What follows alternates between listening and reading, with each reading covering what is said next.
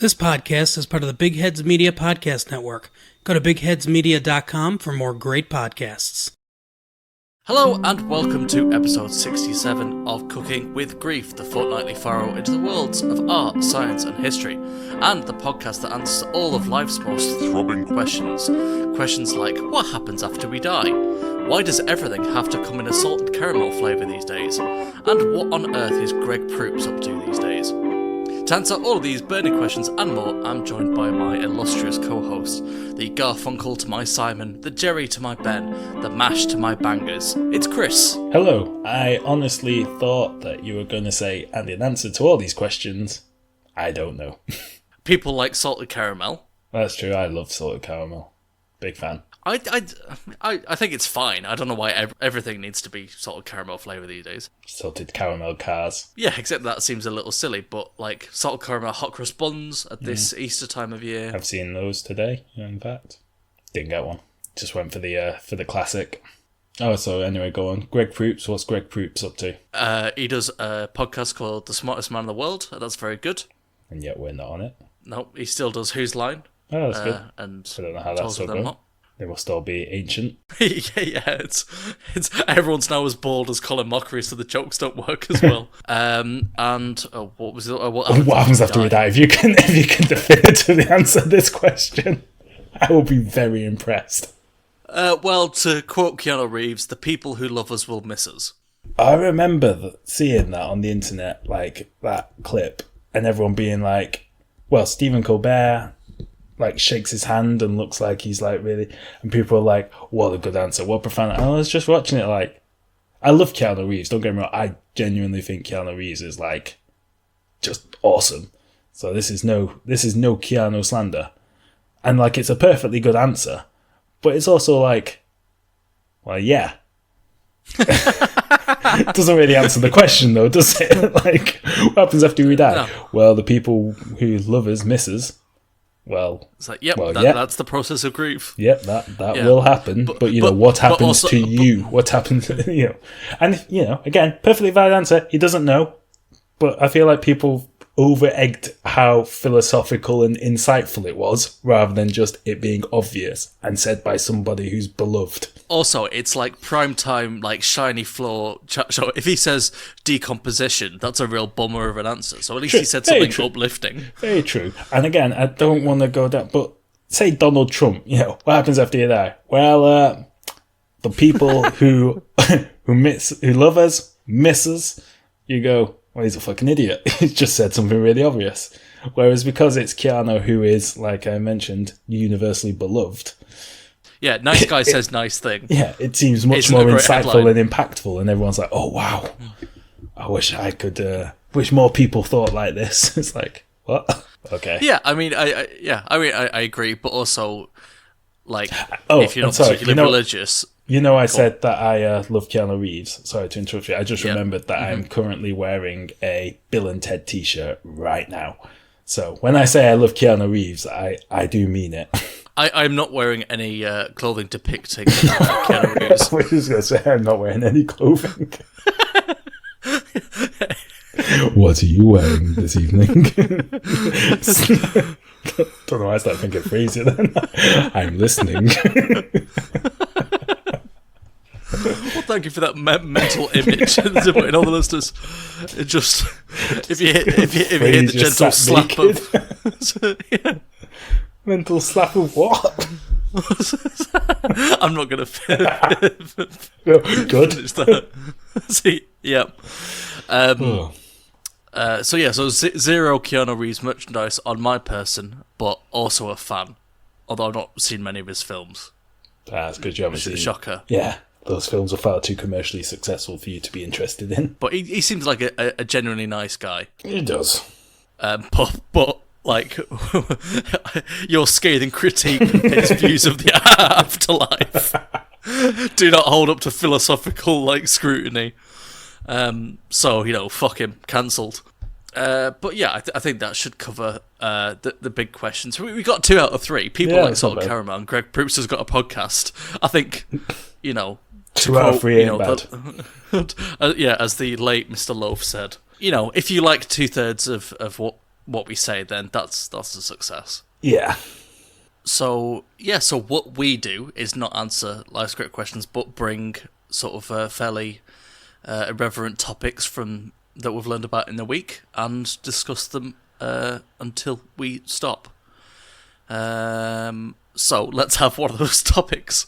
Well, thank you, Chris, for that undeniably accurate handover there. In the past, we've talked about how gods and deities and religions and stuff, there's a tendency for them to reflect the culture from which they arise, if you know what I mean. So if you live somewhere with like regular flooding on like a predictable basis, your gods tend to be more sort of transactional. Whereas if you live somewhere where like one year you might have a bountiful harvest and the next all your crop might wash away in the flooding, you'll never know. Your gods tend to be a bit more chaotic. And I've wondered what the hell was going on in Central America and North America, and South, like basically the Americas, for the pre-Columbian gods that all demanded human sacrifice and whatnot, and sometimes not just sacrifice. You know, like we think we've touched on there was a god,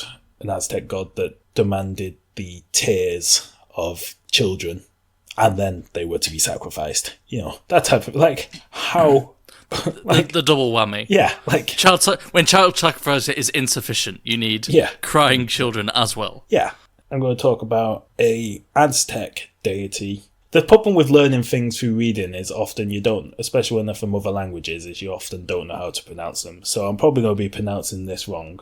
It's, I think, Xipetotec. It's spelled Xipetotec. We'll go with Xipetotec. I mean, it could be. Okay. X's are always an issue in English because you never quite know how it's going to be, you know. We don't really It's unlikely to be hippo. Yeah, that's it. I thought it could be like hippie, like, because Mexico, isn't it? In Spanish is Mexico, but then the XI, I don't know, in Chinese, it's like a CH. Yeah, it's a chi, isn't it? Yeah. Is it she? No, it's chi. Yeah. Chi? Yeah, like Xi Jinping, for example, is XI. Yeah. Yeah. So we'll go with Xipetotec. We'll run with that, and if anybody speaks or knows better, we could call him Big X. Big X, yeah. If anyone knows better, feel free to correct us, but we'll go with that. But anyway, he's also known as the Flayed Lord. Cards on the table. Yeah, cards on the table from the start. I think that might actually be a actual translation as well. Okay. Our Lord, the Flayed One, is what I've seen it written as well. It's a bit Warhammer. It's a bit blood. Very Warhammer. It's very Khorne. It's Skull God territory. Yeah, the Great Flayed One. Yeah, they're not messing around. Right, okay, no, that is not who you pray to when you lose your glasses. No, from 2019, Mexican archaeologists discovered the first temple to this deity. Can I guess made out of living flesh? Well, you're not far off. Not gonna lie. Apparently, as well, like he's a nice guy. Well, no. Well, I guess depends. So apparently, as well, it's like a pre-Aztec. You know, because there was sort of like, I think we've discussed this before when we talked about. This is another one I can't say. Was it? It was something like Teotihuacan or something like that. With that city that was more egalitarian than sort of any city in. Obviously, people have been living, or empires have risen and fallen in the same area. There's a lot of like gods that were sort of shared and predated and then changed a bit and whatnot. So it's actually like a pre-Aztec god. But yeah, so the Aztecs took over. So we're in Mexico. So they'd found depictions from Aztec and other civilizations in the area, such as the Pepolocas people, that depicted this Flayed One, Big X. But this is the first time they found like an actual temple. This god, who, like I say, the Flayed One, was the god of fertility and agriculture. Fertility, if you know what I mean. Like, fertile soils to harvest, that type of stuff. Right, okay, because I was going to say, I don't know if I want flaying and fertility in the same ballpark. Well, yeah.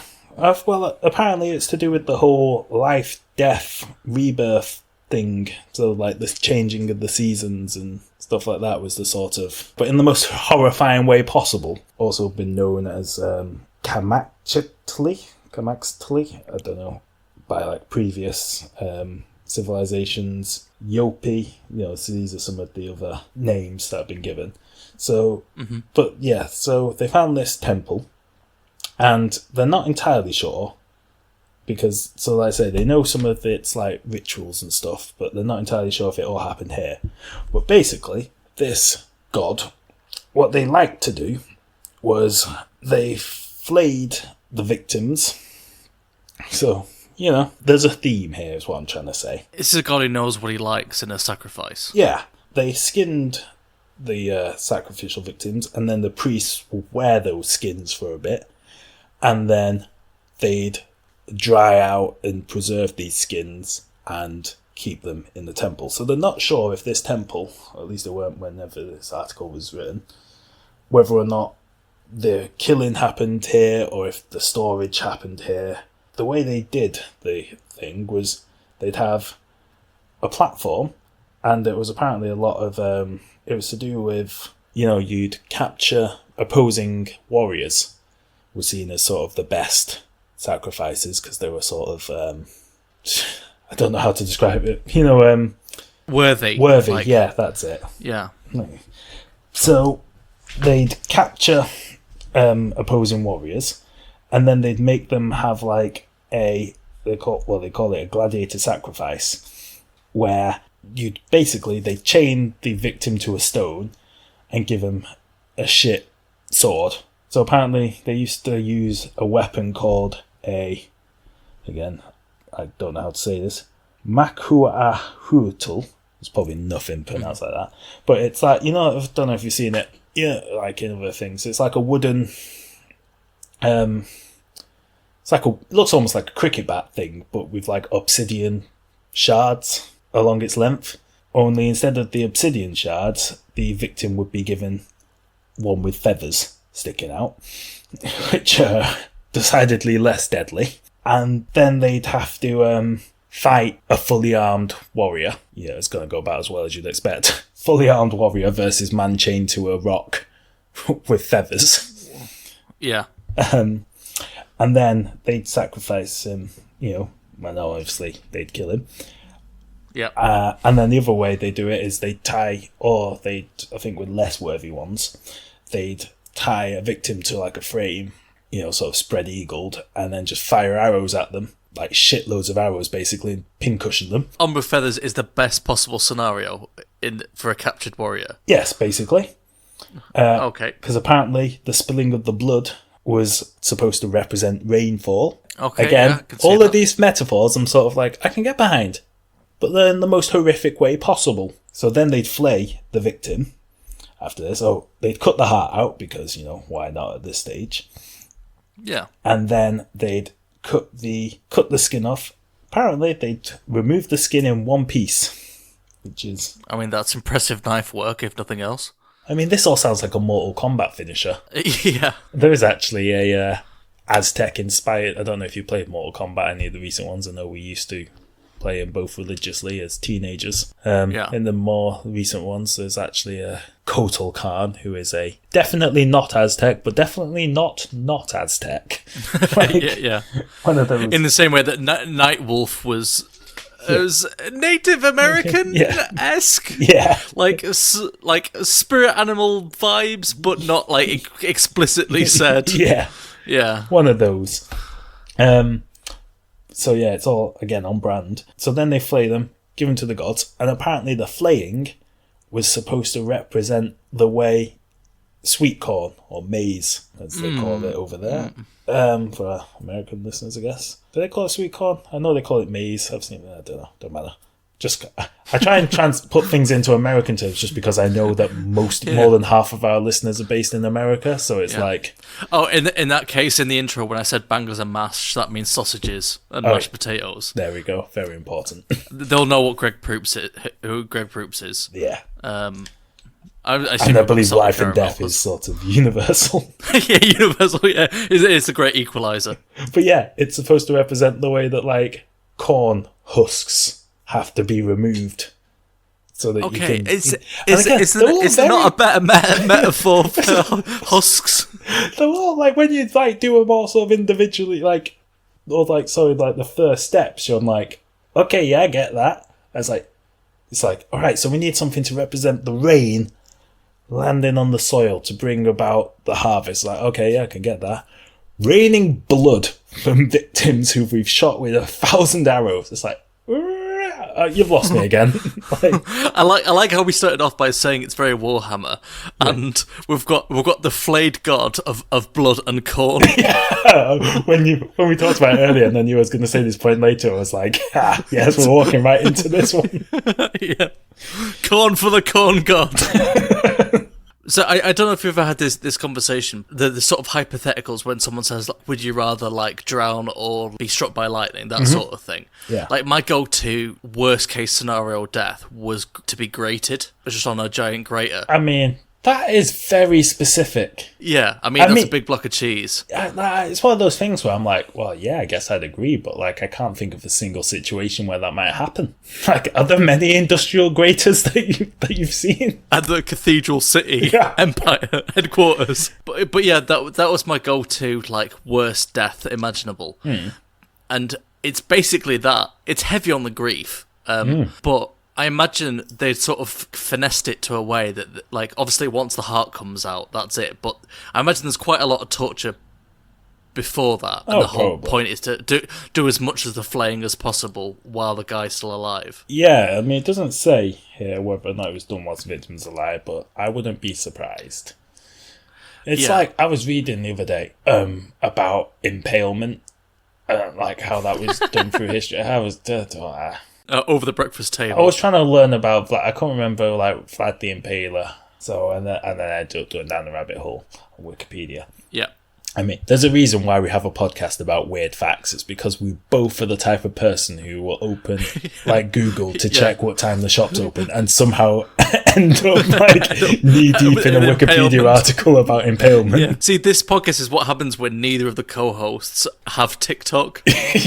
You don't get corn for the corn god content on TikTok. You get whatever you're interested in. Yes. But just not this. But yeah, I was reading about impalement and, like, how they got it down to a fine art in, like, certain civilizations where, like, they could keep victims alive for days and stuff, and, like, with a spike basically up their arse. And I was just, like, amazed at how human beings, before they came up with, like, antibiotics, before they came up with anesthetics, before all them, like, wonders of modern medicine, human beings spent thousands of years just coming up with incredibly detailed ways to torture each other in, like, the most horrific and yet not survivable, that's the wrong word because you eventually died, but, like, they worked out exactly how far you could stick a spike up someone's ass before they perished, and they got that down to a fine art.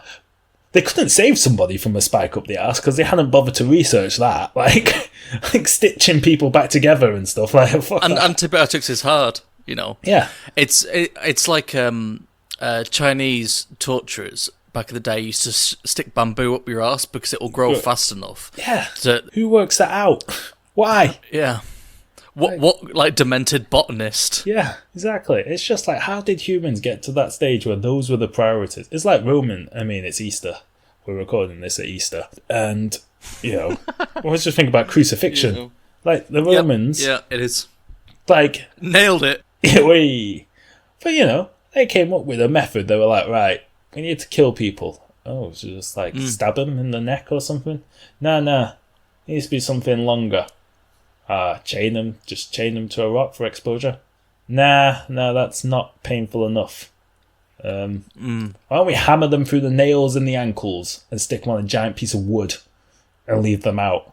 Yeah, that sounds. And it's like, But make sure you nail them in the right way, because if you nail them in the wrong way, they'll suffocate. So you need to get them like high enough up that they just sort of... Hands, not wrists. No, other way around. Wrists, not hands. Oh, yeah. God, it's like you've never been to crucifixion school. No, you're right. I went to all boys private school, which is in many ways worse. It's not in the wrists. Oh, God. No, it was fine, though. Anyway, I feel like you were going to say something before. You keep cutting me off before I say something that would inevitably edit it out, so it's absolutely fine. If anything, you're just saving me work. Yeah, basically, we've just laughed a lot whilst talking about horrific things. But no, I am fascinated. I'd love to, like I said, I'd love to know more. Like, again, I've only learned things through Wikipedia. Maybe I should buy a book. It's like, it's one of them things where it's so like out of Well, you've got a birthday coming up. I'll go to the weirdest part of Waterstones. It's that thing, innit? Like, you know, like, because obviously it's on the other side of the world and it's one of the few places Britain didn't conquer. Aztec, and there's never TV shows and stuff about it in Britain. Like, because it's just, you know, you'll have things about Henry VIII or the Normans or the Vikings or or even the Romans. Yeah. Yeah. All that stuff. Even the Greeks, because the Romans bloody loved the Greeks, so they passed that on to us. Yeah. But, like, yeah, you don't really get to, like, passively absorb much about, like, Aztecs and American there isn't a sort of collective cultural idea about it in the same way that there is, like you say, with Normans or the Vikings or whatever. Yeah, exactly. So you have to sort of go out of your way more to learn it, and I'm quite lazy. So I would like to know more about... Didn't Mel Gibson do like a Aztec film? Yeah, well, it was Apocalypto, and it's one of those weird ones. I suppose it's the same as Braveheart, really, in that it's a good, well-made film that's like... Well, I think so anyway. I think quite a lot of people do. Like, it's a good film. Mm-hmm. But from what I understand, is incredibly, almost offensively, historically inaccurate. Yeah. But so is Braveheart.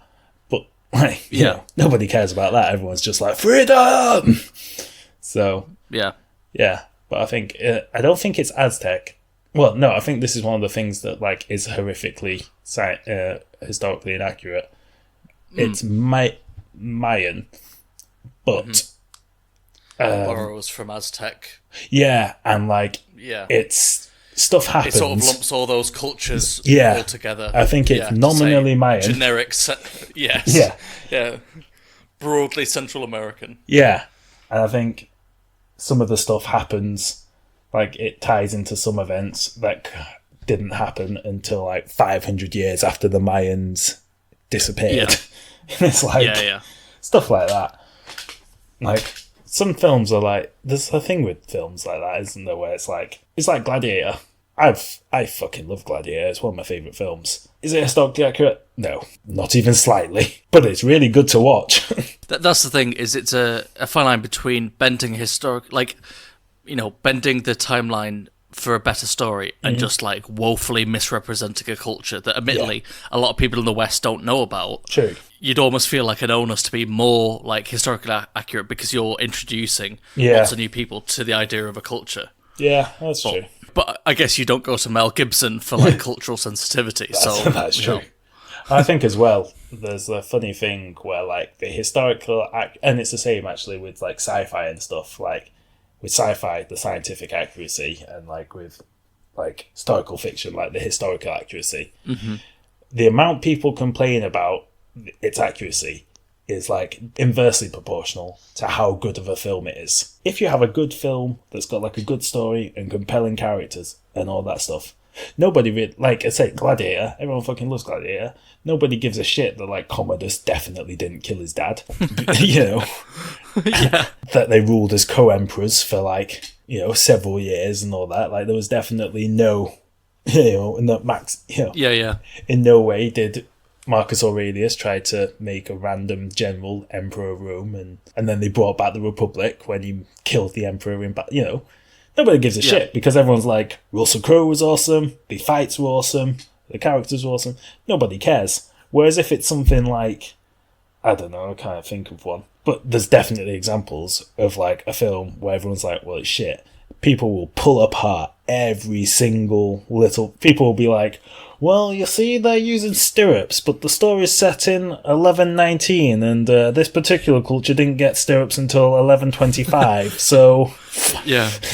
Yeah, I'm almost impressed by when people nitpick a film to that point. Like, I remember someone pointing out in Titanic that the dolphins were the wrong type of dolphins for that area, and it's like, all right, okay, it's a love story on a boat. Oh no, the best one of those is on Titanic was somebody pointed out that the night sky was the stars in the night sky were wrong for the time of year and location of where the Titanic was. So when James Cameron did the re-release, 20 years later, no, he didn't. He changed it. Oh my god, I mean, he's probably one of them dorks that points out things like that. Yeah, exactly. It's probably him who pointed it out. Angrily to himself. Yeah. How did I miss this? Stupid James Cameron. I'm going to go live underwater. James Cameron, who's going to give people Avatar 2 through 8, even though nobody asked for it. But he's just like, God damn, I will give you them. He's decided it will be a franchise, and we can do nothing to stop him. Anyway, I think we're off topic now, so I think I'm going to hand it over to you for your topic. So for my topic, I am also going to hark back to something we sort of tangentially mentioned. So it's in the realms of... I can't remember, it was quite early on in the podcast. We talked about historical events coexisting in things that you wouldn't expect. So the classic example is Star Wars coming out the same year that the guillotine was last used in France, that sort of thing. You associate guillotine was ages ago, and Star Wars is, globally speaking, very, very recent. Although technically a long, long time ago in a galaxy far, far away. Yeah, excellent point, yeah. Just we're only hearing about it now. So I'll ask you, Chris, in what year do you think the last trial by combat happened in the UK as a means of settling a lawful dispute? My answer, had you not done a preamble, I would have been 1642 or something like that. Yeah. But because obviously you've sort of hinted that it might be sort of coinciding with Star Wars or something. I'm going to say 1971. I was going to say 2014. Okay, well, admittedly, by setting it on that way, I've slightly undercut the surprise I felt when I discovered how recent it was. But we're just going to move past this sort of slightly anticlimactic start and say it was 1818, which I hope you will still appreciate is more recent than one might think. 1642. Well, yes, definitely, yeah. So that go on. All right. So this is the story of the now. Oh, actually, sorry, I've got one thing to say, and I don't know whether or not it's best to save it till afterward. It's just about the thing about what's the old phrase you use? Contemporaneous. Contemporaneous. Good word, that. Thanks. And not trial by combat, but duels and stuff. Mm-hmm. Is, as a kid, I always assumed cowboy times and westerns were set way further back in time than they actually were. The western pit. But they had guns. Well, yeah, but they had guns and were settling disputes by shooting each other in the face in the middle of the street. But they're in the late 1800s, which is at the same time in, say, Britain, or even on the east coast of America. Yeah, but it was people were building cars and stuff. Yeah. I know, but that's why it always surprised me, because I was always just sort of could you imagine somebody in Victorian London and they settle a duel by just shooting someone in the face? It would have seemed insane. You'd be like, that's not. Whereas in Western films, it's just so you shoot each other in the face and the law won't even touch you. It's just legal. It's how things are done out in the West. And you just think but when you put it to if you just moved it a few thousand miles east to New York or somewhere, the idea that two men would stand in the middle of Manhattan, or in the middle of London or something, or Manchester, and shoot each other in the face to settle a dispute over a bar fight, you'd be well, you'd obviously be arrested. The well-regulated police force would turn up, and drag you off. Yeah, now that you mention it, I think your childhood logic makes sense, actually. So I just assumed they were much further back, but I could never quite wrap in my head so they got trains, but they ride horses, but like they apparently settle disputes with like random violence with no real consequences. Meanwhile, 2 states over, that they're like displaying like new technology at the Chicago State Fair. Yeah, yeah. That's it. Behold the hot air building balloon. cars and and all that. Like, no. It always just sort of baffled me. Yeah, no. Yeah, So, anyways, yeah. So I just didn't know whether to save it till later or just get it out of the way now, and then you could talk sort of uninterrupted. No. It's an excellent point. Yeah, okay. So 1818 is a little bit before that time, but but again, like you say, strikingly modern. Like, yeah. A man called Abraham Thornton was accused of murdering a woman called Mary Ashford, and Ashford drowned in a pit, and Thornton was the last known person to see her alive. So, logically enough, he was arrested, and the Crown prosecuted, but was acquitted due to lack of evidence. But Ashford's family, and namely her brother William Ashford, were so convinced that Thornton was the killer that he basically did a big media troll and kept the case going. And the case garnered so much sort of media attention, obviously it was just newspapers then, that there was widespread outrage from the public that Thornton had been acquitted. It's good to know that like some things have never changed. That's essentially like a Twitter storm. Sort of like guilty until he was basically they tried to cancel him. Yeah, basically, yeah. You know, he did the rounds. He went on, like hark morning Britain, and So now the laws of double jeopardy, which is getting tried for the same crime twice in the UK at the time, you can't prosecute someone for the same crime unless you're trying them, they're tried by different people. So, like, the Crown could prosecute, and then he's acquitted, and it's all settled.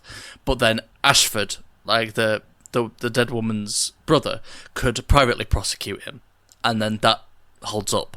And because it was so publicly sort of, had so much public attention, that he got a load of donations from the public and raised enough money to put on a trial. I explained that very poorly. Abraham Thornton demiles a trial by combat in an era in which that's not the done thing, but it's still on the books. A Norman law of trial by combat is still on the books, and nobody had noticed or been bothered to remove it. And the law was so old that both sides had to swear to be free of witchcraft and sorcery before making their statement. Always a good a good baseline, just better safe than sorry. Exactly, yeah. Like you don't want to go through the whole faff, and then turns out it's actually a wizard. So there are a number of factors that allowed Thornton to demile a trial by combat. Namely, he hadn't been caught in the act of the murder itself. He'd never attempted to escape from prison, and there was no overwhelming evidence against him. It was just he was the last person to see her alive. So, as per the law of the land, in this archaic law at least, the judge granted him his right to trial by combat. Because everyone had just gone mad and said, okay, we're just going along with it. William Ashford was deemed to be healthy enough to take part. Because normally, if, back in the day, you'd have a noble elect what they called a second to fight on their behalf. So you just get a knight or a champion or whatever like that. But the judge goes, no, he seems fine. You can both fight to the death. And Ashford was super scrawny compared to Thornton, who, and I like this bit, he issued the challenge by throwing a metal medieval gauntlet into the courtroom. Because if you're going to bring up a medieval law, you might as well do it in proper style.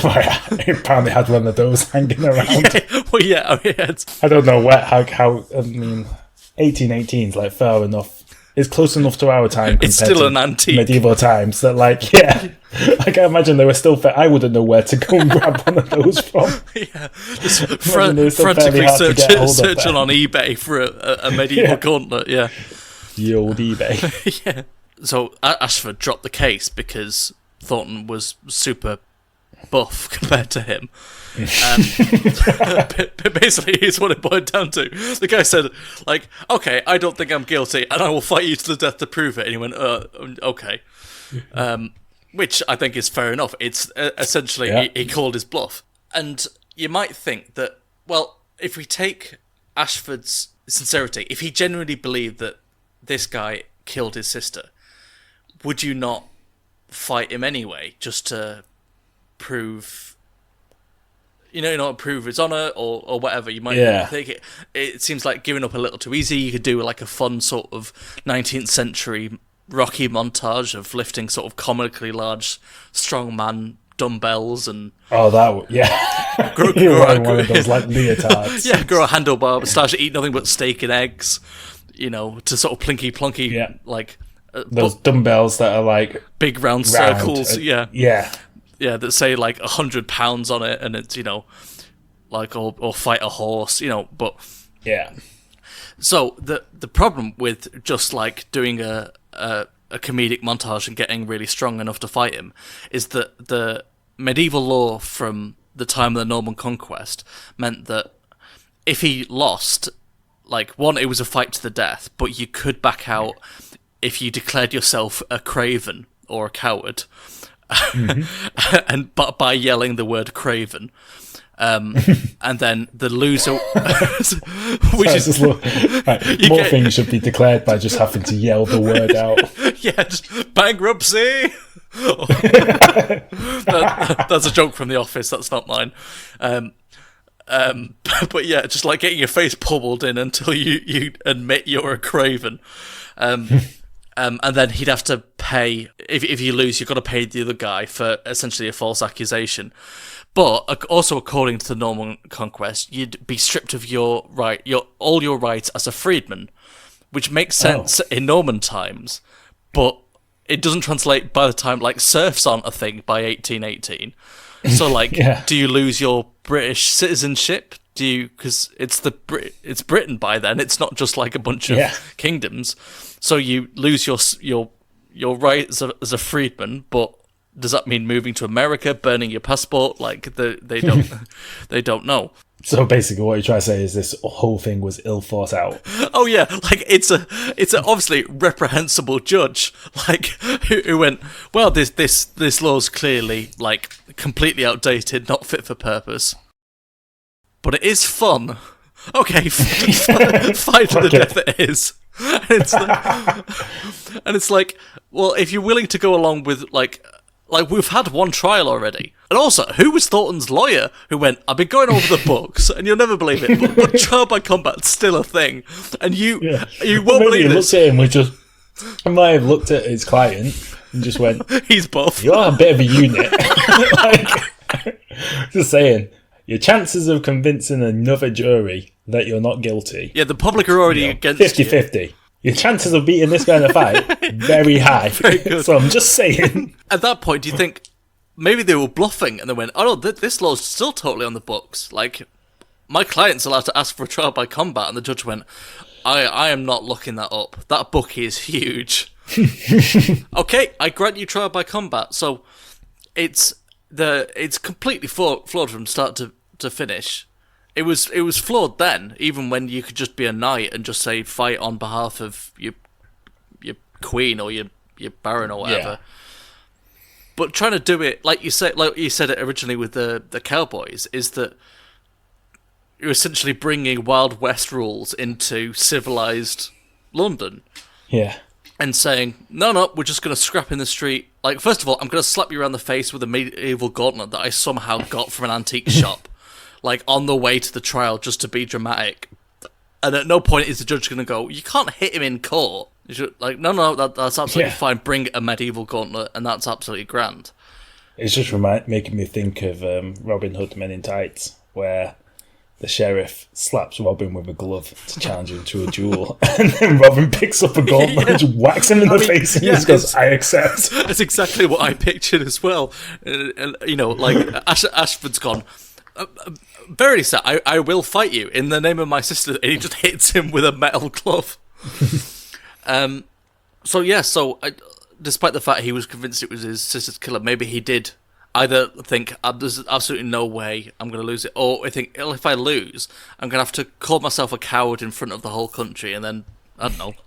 Assuming he survives. Yeah, I mean, that's the thing, is maybe it's a sort of Game of Thrones situation, and it's... Because I am pitching it, now that we've realised how buff this guy was, maybe it is a mountain versus the viper, is that the thing? Oh, yeah. But like the old Game of Thrones. But with a less head squashing, maybe. I mean, just when you're talking then about, like, civilized stuff then, reminded me. So, I only know this from Hamilton, the stage show, because I watched it on Disney+. Plus. So, I don't know how accurate this is. Oh, are we sponsored by Disney Plus? Yes. Oh, great. Let's say yes. I don't twang for the mouse.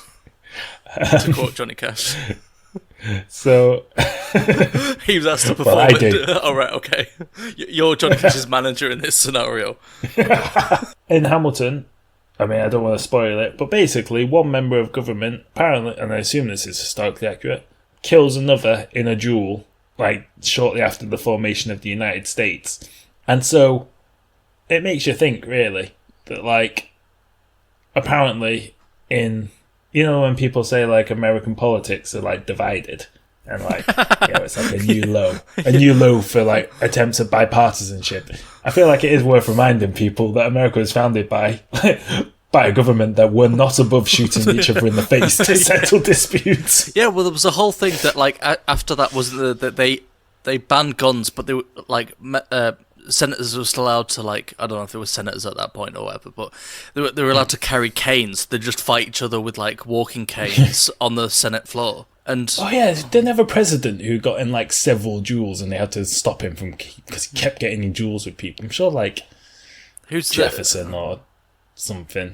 I can't remember. I don't know enough. Who's the one that got shot and then carried on delivering his speech and then? Oh, that was Teddy Roosevelt. Yeah, maybe him. I can imagine him getting into scraps. He was a bit later. He was a bit later than all that though. He was maybe. End of the Maybe Rutherford B. Hayes, just to pluck a random president from... I don't know what he looked like, but in my head he's got a glorious moustache. Yeah, always. Walrus moustache. Oh, he's got a walrus moustache. Oh, were you thinking like a handlebar? Are we just guessing? Oh yeah, I'm thinking handlebar, something like that. I'm going to Google him now. Rutherford B. Hayes, let's see what he looked like. Oh, no, we're both wrong. Full beard. Oh. Full bushy beard. Oh. Well, that's honestly a little disappointing. It's not disappointing, yes. I always thought it was like Lincoln's beard was an odd choice. I don't know if that's the only place you could grow the goatee. Yeah. Oh no, I'm thinking, maybe I'm not thinking of the right person, but you know when they sort of shape, like, no tash, but like the restful beard. Oh yeah, that was it. Yeah. No goatee. But the other... what's it called when it's a goatee without the bit over your nose? You know, when you just got it coming off your chin? I don't know. Yeah, I know what you mean. Weird choice. Yeah. Also, my favourite... I know we're going wildly off topic here, but my favourite Abraham Lincoln fact is he is possibly, or not necessarily the inventor of, but one of the earliest documented users of the choke slam. In what context? Oh, he was a wrestler. Because he was really tall. Yeah. He was like a big dude. And apparently in his younger days, he used to be a wrestler. Yeah. Or they used to wrestle. I say it, he was a wrestler. More Greco-Roman than... Yeah, than WWE. But he... apparently there's like... I read a thing... And, you know, it's a passage of somebody watching him wrestle. And he describes how, because he was massive, he used his long arms to, like, pick somebody up by the neck and, like, slam them back down. So essentially making him one of the first known or first documented, like, choke slammers. That's amazing. And in this country, our politicians get in trouble if they touch the ceremonial mace in front of them. Yeah. It's just... But I assume this was before he was president. I don't think it was like 12 years ago. I chokeslam you at this week's SummerSlam. Emancipate this, bitch. Yeah. Can we have bitch in the title of the episode? Do we get away with that? Can we have emancipate this? I'll stick an exclamation mark. Exclamation mark. Oh, what? Instead of the I? Yeah. Yeah. Okay. I mean cut forward to us completely forgetting this bit and definitely naming it something else. Oh yeah, 100%. Hang on, I'm trying to find the. It's too much to. What really to find? Like Lincoln plus chokeslam doesn't come up with anything. Really? I just put Abraham Lincoln Chokeslam and it's come up with loads. Oh. There's even a picture of him. There's a lot of fan fiction. Don't think he actually invented it, but it does sound like he used it. I genuinely hope throughout his career. I can't remember what the topic was, but yeah, good politicians employ chokeslams, I think is the message. Yeah, exactly. Cool, we solved it. Yeah, exactly. Well, let's bring back trial by combat, but only for politicians, I think is what we're trying that'd be good. to say. Yeah. Just solve disputes. Because I think Ian Blackford looks like he wants to have a scrap most weeks. Oh, yeah, Ian Blackford would. Let's be honest, if this was a case, the SNP would probably dominate Westminster politics just for Ian Blackford alone, just tossing people left, right and centre out of the chamber. Yeah. Just imagine Ian Blackford stood on, like, the centre bit holding the mace, just knocking people out with it. Just be like, you want some?